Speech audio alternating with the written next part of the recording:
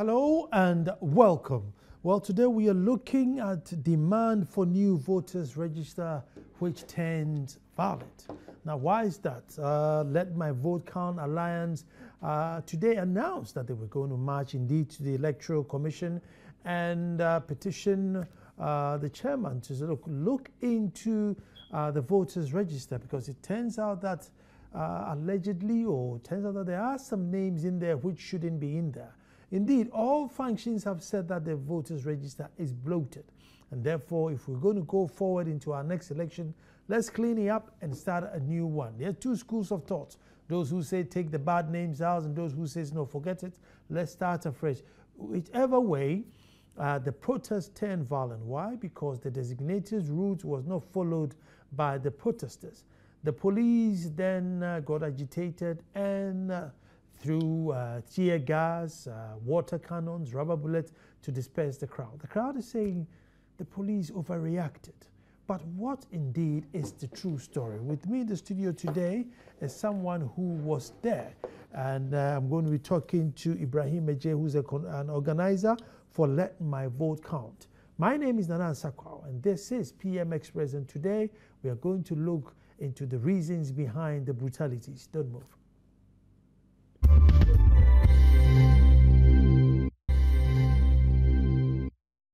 Well, demand for new voters register turns violent. Now, you ask why? Already there are two schools of thought. Being Ghanaians as we are, we have divided. Some who said, yes, of course they deserve it. And the others have said, no, they don't deserve it because, you know, this could have been settled amicably. But with me is someone who was there in the front line, and therefore he saw it. Barima Osei, who's organizer of Let My Vote Count. I'm just going to give a preliminary comment, and then we go and see some of the excerpts that happened today, and then we come back and start the conversation. But Ibrahim, thank you for coming here to talk to us about this thing. No, thank you so much. You're welcome. Ibrahim, could you have used the designated route? Because I know it all started because you decided not to follow the original planned route, and therefore the police got agitated. I mean, could you have just stayed on track and everything would have been okay? Or Nana, first I want to thank you for the opportunity. What happened today was unbelievable in terms of how certain members of the Ghana police force abused their fellow Ghanaian citizens and embarrassed our democracy to an extent that I've never witnessed myself. But to answer I want to answer your question. Okay. I wanted to at least put that there. This is not the first time we've had a march and a demonstration, whether it be from Let My Vote Count Alliance or any other grouping. And you find that sometimes the groups, they diverge. It happens across board. From the time in this Fourth Republic, it happens. And that in no way warrants what the police did. The police were there when we got to the cathedral, and the police were there in their numbers. And there was, I can on authority and with my own integrity say, there was friendly banter. And I'm using the word friendly. And I say that with integrity because the police were filming us, Nana. They were filming us behind the barricades. So all they have to do to prove Barima Osei a liar is to quickly show the videos that they took of us. When we got there, and one person said, what are you going to do? Are you going to kill us all? Because they were there with the military fatigue. And then one of the police members took out the tear gas, fired it into the air indiscriminately.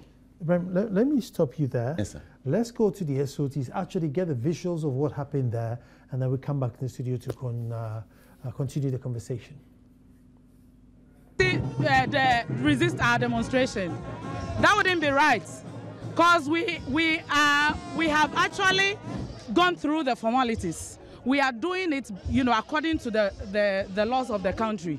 So why would the EC, stand against our rights? It is our right to demonstrate. We have the right to demonstrate. So I don't think the EC has the right to resist our demonstration. That wouldn't be right. What else are you going to do? It's just a petition. We will keep persisting. We will keep persuading them. We will keep, pleading with them to do the right thing. Because it will be more expensive or it will be more costly to go into war than to listen to the voice of the people. Whether or not we like it, our neighboring countries have gone through it. It has happened in our neighboring countries, so we shouldn't be complacent. We shouldn't think that it cannot happen in Ghana. When people are fed up, when people are tired of bad governance, they will resist. They will stand up against the bad governance. And what I advise the EC to do is to listen to the voice of the masses.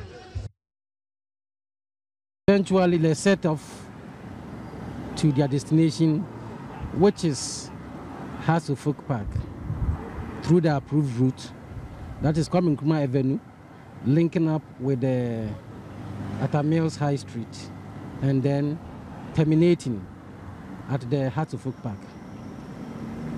However, a little distance into the journey, they decided to veer off onto this particular route that we are standing on, apparently heading for the EC, much against the order of the court. And police, being peace officers and law enforcers, we decided to stop them. And that is what we have been doing up to this point. Well, being peace officers and law enforcers decided to stop the protesters from going to the EC. Ibrahim, but let's go back to the reasons for Let My Vote Count. Are you in the school of thought that says let's take the names out, or are you saying let's start afresh, a new register?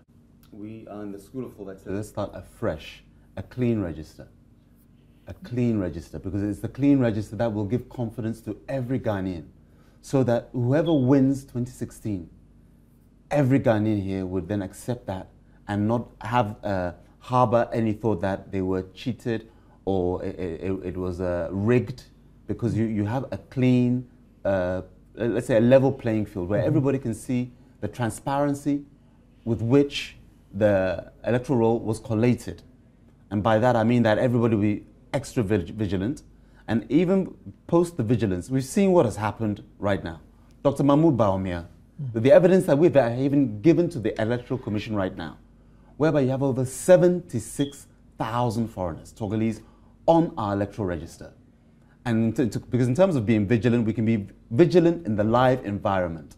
But here you have a case where over 76,000 Togolese have been scanned in onto our electoral register. And so we're asking, and if you will, demanding that the Electoral Commission put things right so that in 2016, a true winner who reflects the will of the Ghanaian people will be elected. It's happened in Nigeria. Over 8 million persons, Nana, were removed from the electoral roll in Nigeria. 8 million. 8 million were removed. And regardless of the skirmishes that happened in just this April, when President Buhari won the election, because there was still skirmishes, you find that Nigerians, by and large, have overwhelmingly endorsed and accepted the result. Because you could see clearly the process that had happened. They insisted on no verification, no vote. And so these are some of the antecedents, because I want to refer to your question, what were the reasons? Why is it that Let My Vote Count Alliance is taking this position? We want to avoid any situation where the sanctity of our democracy is threatened. We are fighting on behalf of everybody who's concerned about the well-being of Ghana. And as you just mentioned in your earlier montage, sometimes we have this false confidence that we are Ghana, nothing can happen, in terms of what has happened in La Côte d'Ivoire, for example, and other areas, Kenya as well, where electoral violence has been the result of people not being satisfied with the processes. And by God's grace, inshallah, Ghana will sail through this peacefully. What we're asking for the Electoral Commission to do is to make sure that we have a clean, fresh register. Ibrahim, let me go on the phone and speak to ASP Efia Tenge. ASP, you're welcome. Thank you.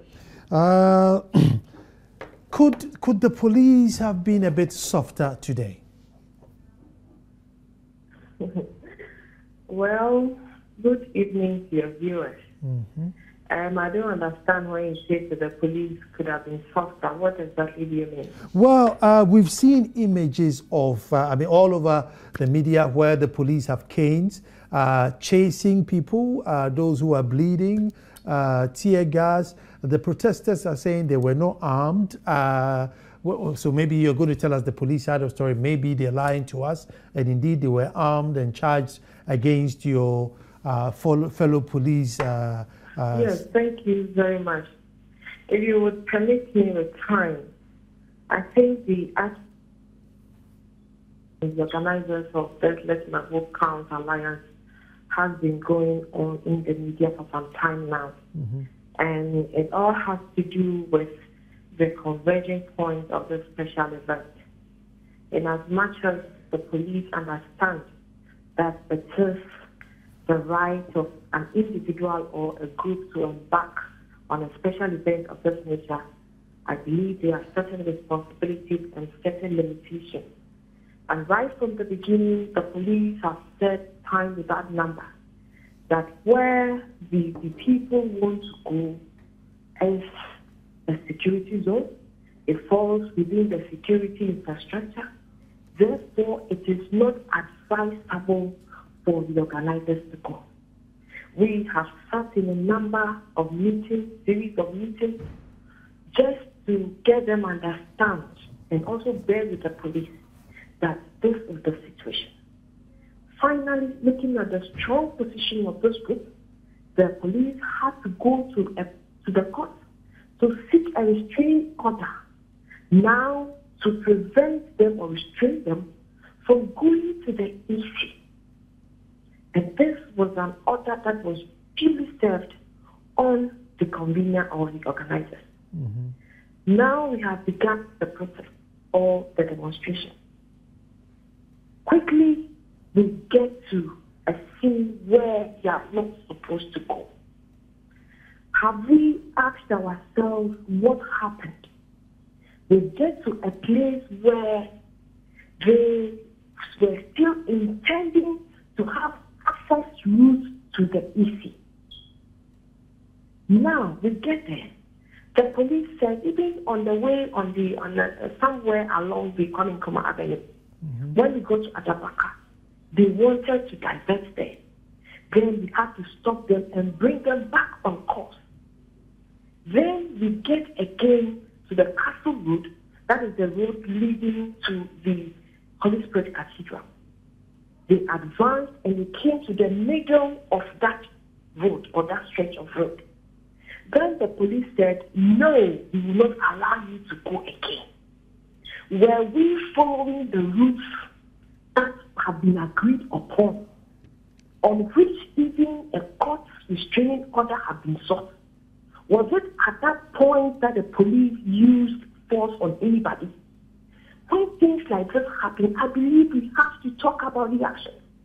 The police looked on during the TUC. We looked on during the AFAC demonstration. We looked on during the One Good demonstration. How far can we go again as a security establishment? We get there, we instruct the organizers and the protesters that we will not allow you because it is not part of the agreement. Then we see them now pelting stones at the police and any other thing they lay hands on. At that point, the police have to exercise restraint and ensure that we are able to stop them from advancing further. There we apply to the route control equipment, where we have to use that in a riotous situation like that. And what we used was within the context of democratic policing. We got to our wit's end. How far does the police need to go? Right from the beginning, we have to know, everybody has to know, that the police force, the minimum force we keep talking about, the forces aggravate on a certain continent. Right from the beginning, it's the presence of the police, the visible representative of the state. When the police are there, immediately, whatever you do, even the presence of the police alone signals something.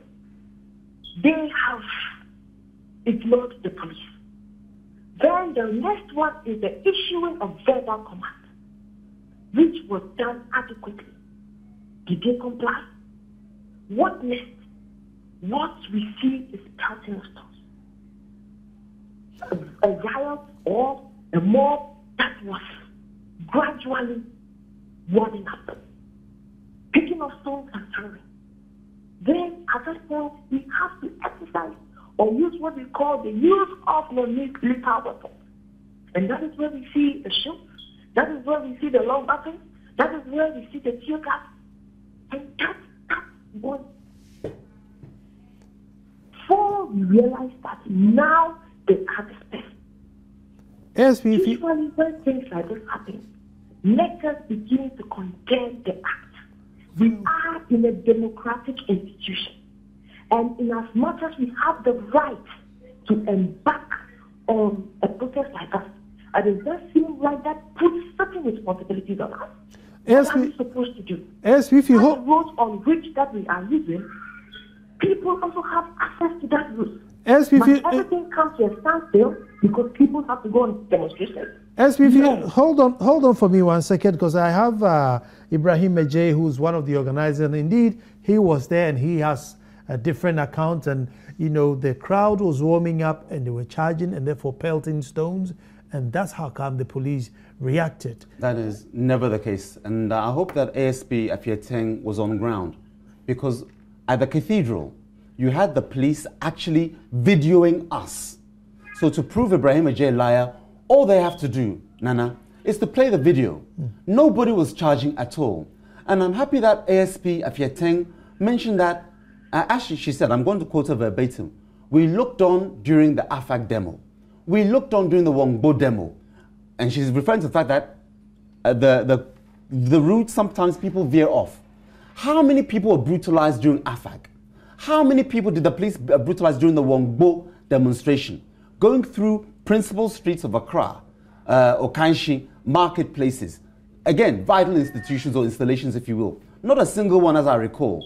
So what has happened this time round? No, I think her point is that then if they don't do it now, it becomes a precedent. No, but it's not about precedents. I mean, we're in Ghana, for goodness sake, whereby we are exercising a democratic right to make sure that we have sanity in our electoral process.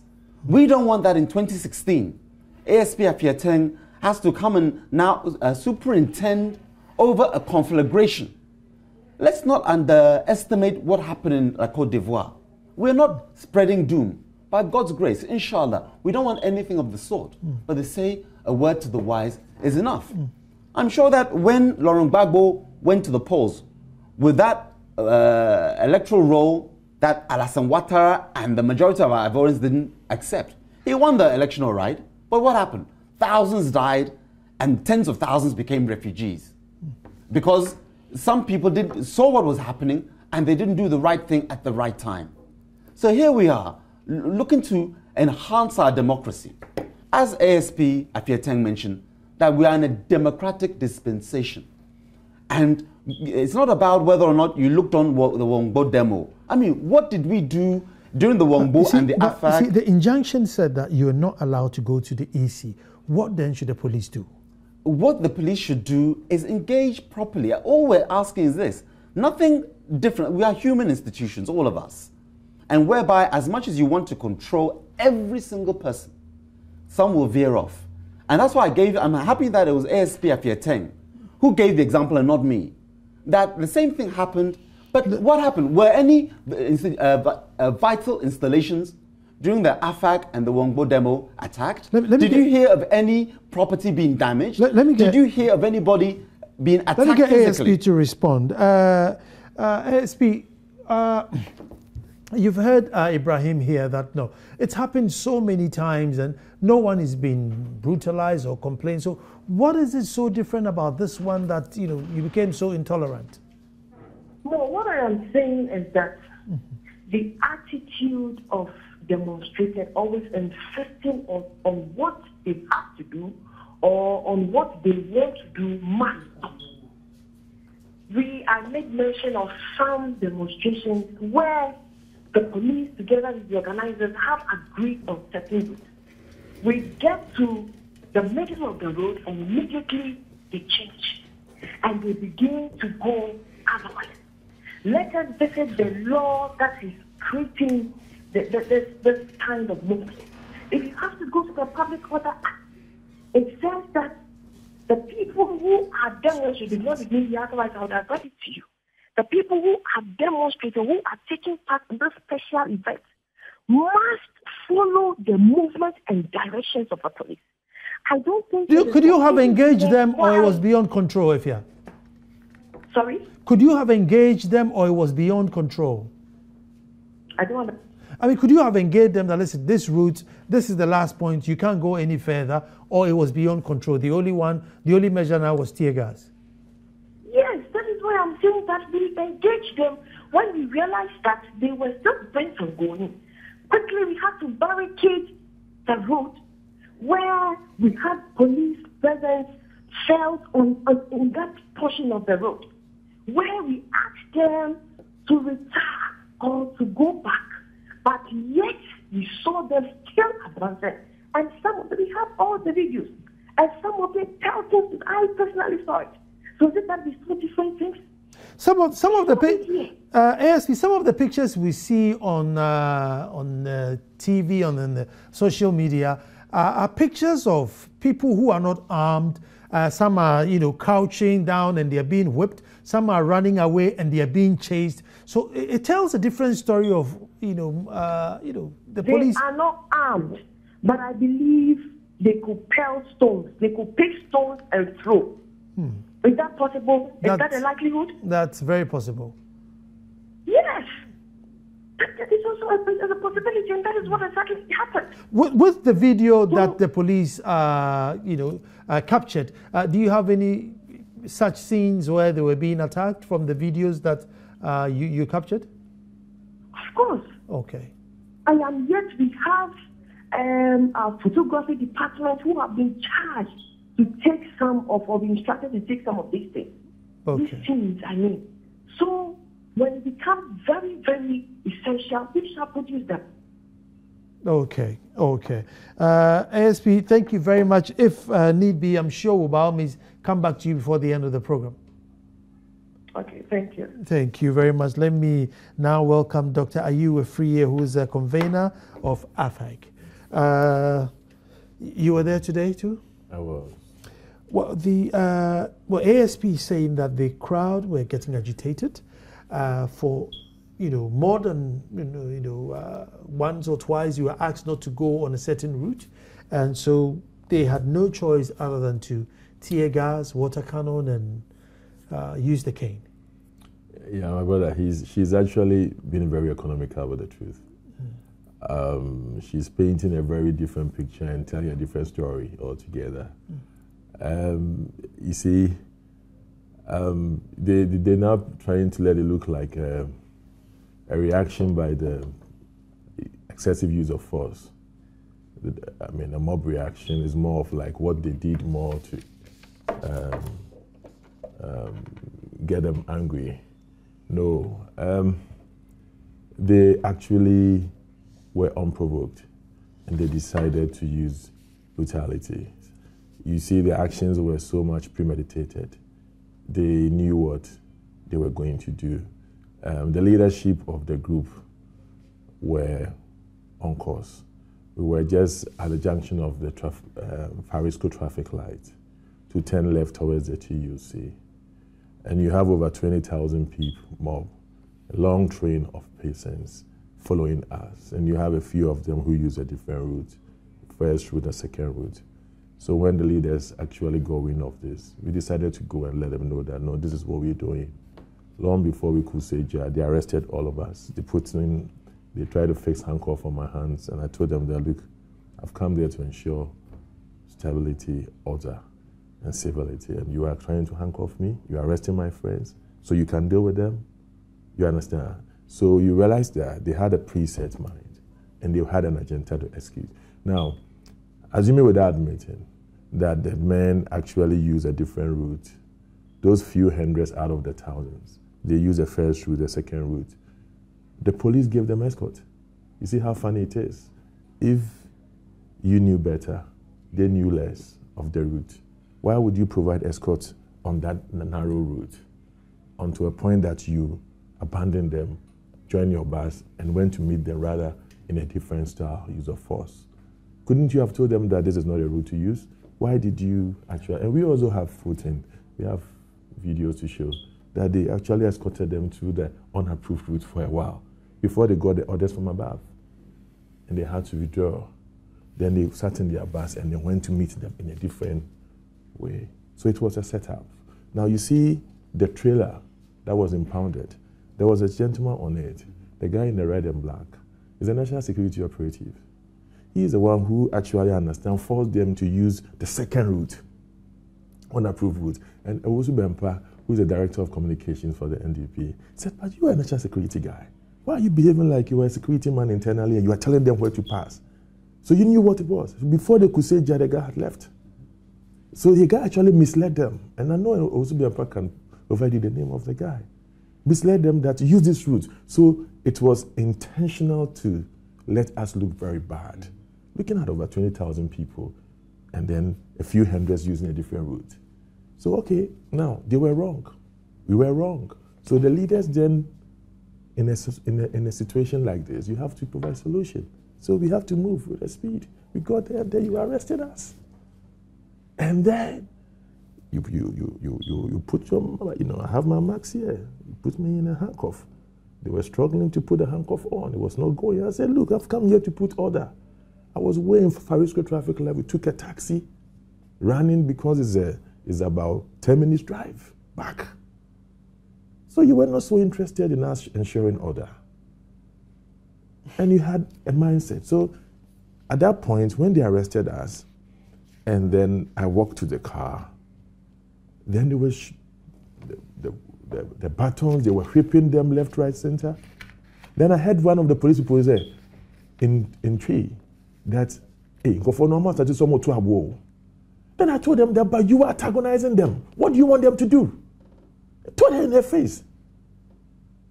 In front of one of the commanders. They arrested me, so they knew the car they put me into, and they were there. I told them, so what do you expect them to do? They came unprovoked, and you are whipping them all over. Tear gas all over. Warm water all over.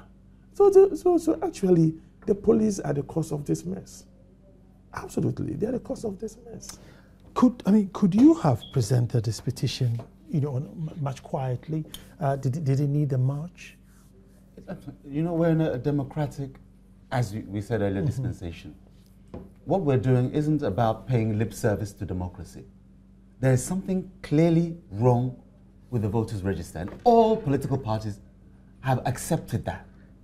So we, as a pressure group, are adding our voice to that democratic message. Occupy Ghana went and presented a petition to Flagstaff House, no less, where President John Dramani Mahama exercises his mandate. Am I right? Without incident. We are on course to doing the very same thing. So it's not about how whether we can petition it any differently. It's been done throughout, even in the Third Republic. Not the Fourth Republic, but the Third Republic. Petitions and demonstrations were ongoing. So we should not shift the blame as to we the Ghanaians should rather do something differently. It is the police with unprovoked brutality. As I mentioned earlier, when ASP Afiateng, you asked her, do you have the footage? Her voice cracked and she said, yes, we do. And when necessary, we will release it. Why not release it now? To release it now. Why not release it now for the sake of argument? So that we know whether or not Let My Vote Count and AFAG and other groups and the pressure groups are lying, to draw a line under it. We were there, together with Dr. Afriye.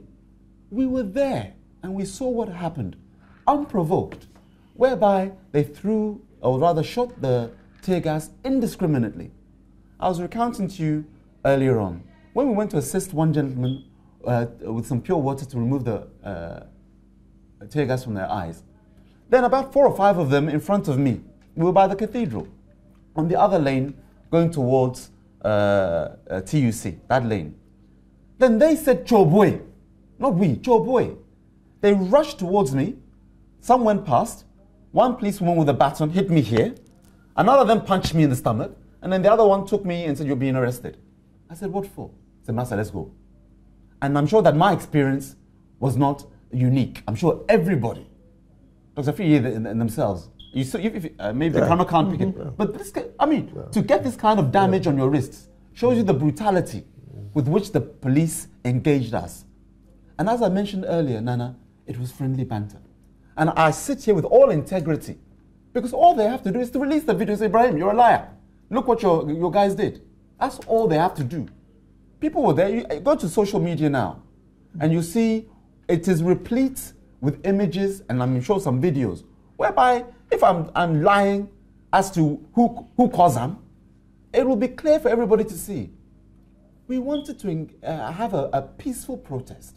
And by God's grace, inshallah, we will make sure that we fulfill what our cause is. I was going to say, so are you going to plan another protest to go ahead with it, or are you going to send this petition in a different form? Yes, actually, we're thinking about a press conference tomorrow, day after. A few of us will just submit a petition to them and the Electoral Commission. So our set objective, we just want to meet it. I don't know why the police try to put themselves in between our, the group's wish, and for that matter, achieving our goal. I don't know why the police did. I'm surprised. And the Ghana Police Service, seriously, there's a lot of work to be done. Often than not, we have understood their needs and their challenges, and we've stood by them. But I think that on this occasion, they've actually shown that they know themselves, actually. They know themselves so much, they know themselves really much to think that we thought they were professional. Their utterances were even some to the extent were so political. The utterances of some of those guys who were charging on the people were so political. It was damning. Let me take a break here, and then when I come back, one thing I find with regards to the voters register is that there are so many elements that would come together for us to get a credible voters register. All those things, we don't pay attention to. So what is the EC going to do in terms of if we start registering? What are the other elements? What should they do? Stay tuned, we're coming back.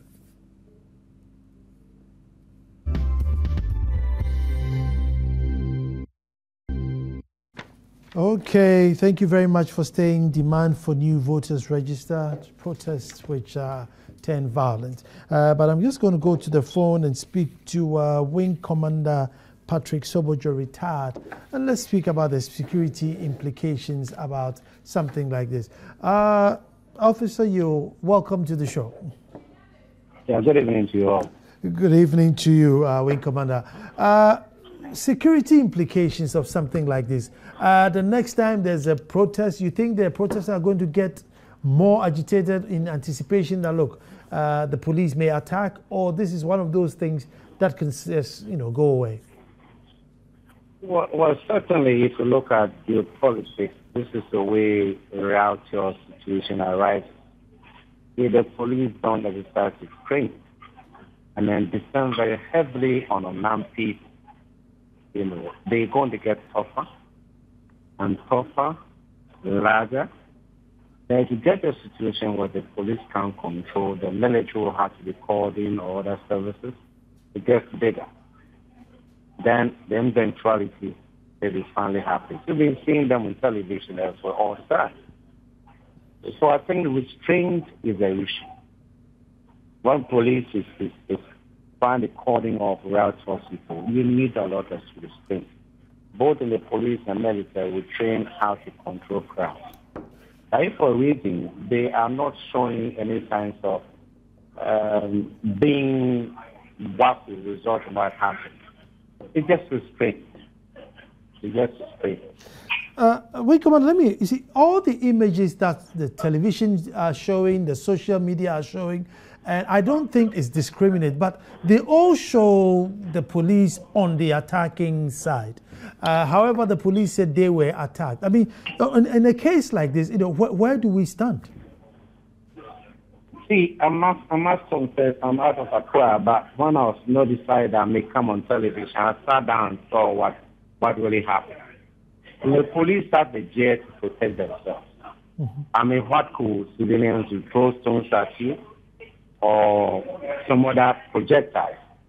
And the police are equipped, to equip themselves with that. But the amount of force used was a bit excessive. And it's like beating your child all the time. They whack him at the back, they have in the back. And some small child may stop. But the hardened one will continue. He's not afraid of you whacking him at the back anymore. That's what I'm trying to get to. I mean, the amount of force used by the security, I would say, was too excessive. I mean, looking at the crowd, I don't think they could have matched. And since they got the equipment, beating shouldn't have got it. Water cannons, you got horses, you got everything. And these things could have been used without getting into a situation whereby people are injured, they are bleeding, and so forth. That is not healthy. Well, but at the same time, the protesters should also, in this country, there are laws. There's several ways to kill a cat, like we say. If they couldn't go this way, why can't they also change? They may achieve the same objective. Two wrongs are not right, but I'm saying that the force of the legal section. That's what I wanted to find, but you answered my question. The protesters should have also obeyed the law, but you've talked about. Yes, they should have. Yes. Well, thank you. Restraint aspect is the answer. Restraint. When it gets out of hand, then of course force can be used. But we must be mindful of what happened at the crossroads. When Sergeant JP and Corporal people were killed in the same form. The ex-servicemen started this stuff. It got bigger and bigger. And at the end of the day, when Ajita and people were killed, there was a natural strike. Then that led the British eventually leaving the goalpost. So we must always be mindful of the case. I'm not saying that something is going to happen, but examples are set. Or elsewhere in the world, you see the way it's going. Wing Commander, thank you very much for that input. Thank you. Very good. Dr. Freya, let me come to you. I mean, to get a credible register, I'm sure there's a child being born in some village somewhere today, and that child does not appear in anywhere on any register until they decide to vote one day, or if their uncle decides to fly them out of the country, then they start to go and look for their birth certificate, and in that they tell you where they were born, which hospital they want to be born at, and then they start coming. So until we have a country that can just at least log births and deaths, how credible is our voter going to be? Yeah, I agree with you. If you have a country where the data management system is up to date, up to scratch, and then you have the collection of data very effective, it's possible that we can actually pair, for instance, the TBAs, the traditional TBAs versus the hospitals. Because, in the rural Ghana, a lot of them are actually delivered through the CHIPS compound and also through the TBAs, and then you have the level D hospitals as well. So, I mean, there's a way that you can actually encourage people who deliver. Therefore, we can go ahead to get a birth register. And if you had like a National Identification Authority, which is effective with district offices, people would then go and they get registered automatically. At a point, you get your ID card given to you, and then the process is going on. But I think the NIA budgetary constraints and other things it's gone through has not been an effective institution, and I'm not too sure they've been able to achieve any of the set objectives. And it's supposed to have actually integrated the NHIS card, the DVLA, a complete system. I understand that even their structure in somewhere airport area or Jawolu, it's had offices for all the national associations that needed IDs and data of persons. So I think, yes, it's true. The only way to go is that when you have, like, for instance, a strong National Identification Authority, and then automatically at a point in time you become a Ghanaian because either by birth, and therefore you are registered through the process so that it doesn't become more of an ad hoc thing as in when you're going for elections or when it's due for you to go travel somewhere, you have to then do a birth certificate and stuff like that. And it's all through public education.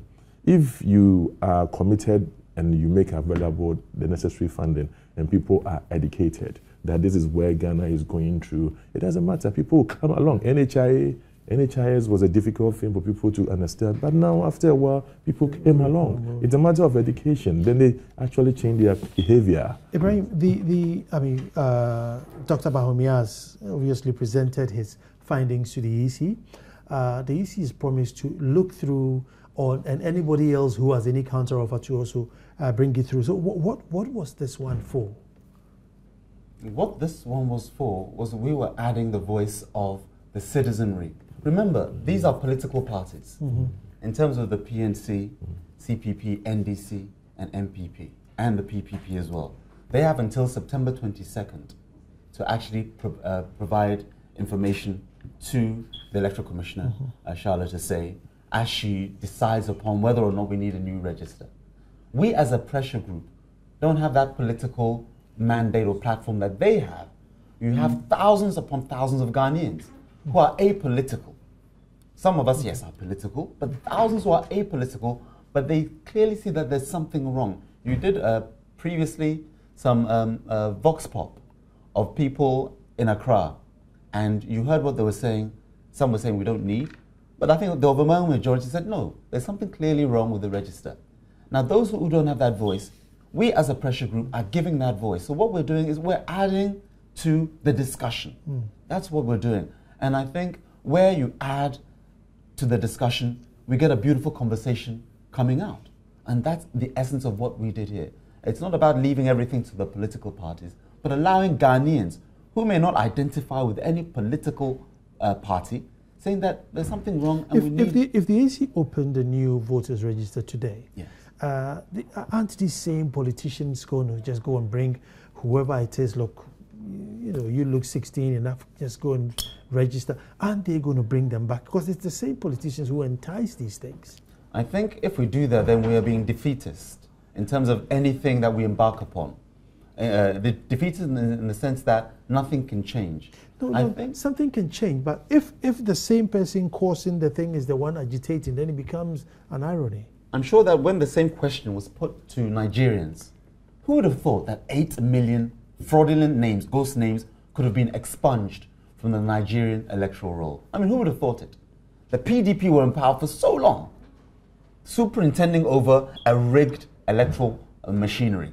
So long. But when they brought in the PVCs and they insisted on one person, one vote, there was a case where you had Kwara State, where the commissioner, you know, they had the lecturers, the university lecturers would count. I think we all saw it on TV. They would say, presiding or returning officer. I'm just giving a quick example here, Nana. They should mention Kwara State, Ward A. Total number of registered voters, let's say 2 million.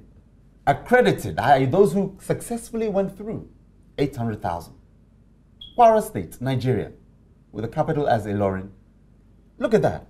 2,800,000. 1.2 had already been removed. I'm just giving an example. So who would have thought that Nigeria could do it? But they did it. So if we ask ourselves the same question, we make sure that if indeed these politicians are the ones superintending over the malfeasance, then what do? Then we exercise our civic duty to make sure that we are extra vigilant. Because Nigeria has managed to be extra vigilant and they got a credible voters electoral roll. Why? Are we so different from Nigeria that given the opportunity to have a clean voters register, that post-2016 will continue to live in peace and harmony? We can do it. So, but how did Nigeria get a new one? Did by biometric or? Theirs is biometric, but also their card, the actual voter's card, is also biometric. What that means is that the person standing in front of you, you're not even just checking whether they look like the person. Because what happened in 2012, for some reason, all the biometric cards, or at least 2/3 of the BVCs, as we call them, biometric verification machines, they went off, you remember? Yeah. And we had voting for the first time into a second day over the weekend. And that allowed for face only. I remember. I think during President Mahama himself was saying that, oh, if there's a chief and we know him, allow him. President Goodluck Jonathan had to be verified 4 times, Nana. 1, 2, 3, 4, before they allowed him. We all know who he is. But the machine said it wasn't capturing him. Nana, I hope you're aware, we were all monitoring. 4 good times in front of the camera, the world press. President Goodluck Jonathan had to press his thumb 4 times. And the machine captured him, and then he was allowed to vote. So I mentioned that as an example of making sure that you don't only put the laws in place, but you act upon the law in the sense that if we don't recognize the president, the machine, you will not vote. We don't say you're a chief and we know you, as happened in 2012. That was the argument President Mahama gave for the face only to be allowed. But Dr. Free, if Charlotte, woke up on the good side of the bed and said, yep, I'll hit, new register, let's start tomorrow. Then what? You can't tell who's 18, you can't tell who's Togolese, you can't tell who's from Burkina Faso. So then what next? Yes, I think that there's, first of all, that call and then any action thereof is trying to ensure credibility in the Electoral Commission. Thereof to say that the political parties will be more vigilant. We have gone through the same system and it has all these flaws, but definitely going forward, we know where the challenges are. It's always coming from the border areas, sort of. And I think that you heard about these 5 guys 2 weeks ago who challenged the national security and, for that matter, the NDC, that they were NDC people who went to transport persons from Togo, Robert, Ejaye, Do, Gadeka, and the rest of them. And these are persons who have made available the methodology to which they're able to do the recruitment and co. I think people now have a lot of information. Initially, there was a symmetry flow of information. Now people have a balanced information. And when we put it to practice, people will be much vigilant than it was. And even if there's going to be such occurrences, it will be on the minimal level to negligible, which is going to be a bit, to say, normal than what it is now. About 2 million people who are not Ghanaians in the voters register is sad. It can't be a Ghanaian register. And this is what something must be done about it. We should do the right as we see the right. I know you don't speak for the NDC, but I wonder why we are divided as a country as to, yes, we want a voters register, or no, we don't want. How can we be divided on this? I find it a bit strange. It's surreal. It's really kind of weird. It's very strange to me, because you have stakeholders, and then majority of the stakeholders are saying that there is a need for a change. And then you have a certain entity who are not saying that the cause is not justified, but they are saying that there is no funding and stuff like that. You see, so, and you juxtapose it with what you have seen in terms of real work done by Bawumia and his team, and civil society, and for that matter. The argument again is that they could be Ghanaians who are registered in Togo, or not Togolese who are registered in Ghana. It's true. That argument doesn't wash, because checks were done at the Ministry of Interior, which captures everybody who has the dual citizenship, which your argument is referring to. It's 126 people in the last 12 years. 126 Togolese who have. And I'm talking applicants who have so far dual citizenship. Yeah. 126, not in the last month, in the last 12 years. Figures released from the Minister of Interior. 126. So this... I'm lost. 126 persons, applications. It doesn't matter which country. For dual citizenship. From Togo. No, all over. So Togo is actually going to be a subset if there is one. In total. That's 126. 126, not 26,000, 126, less than 200. And here you have 76,000 people. Are they sure about the number? That's where, we're hoping that, we as a pressure group, we're engaging you, the media, to also add your voice to what we are we are charting here. This is purely about Ghana's democracy, purely.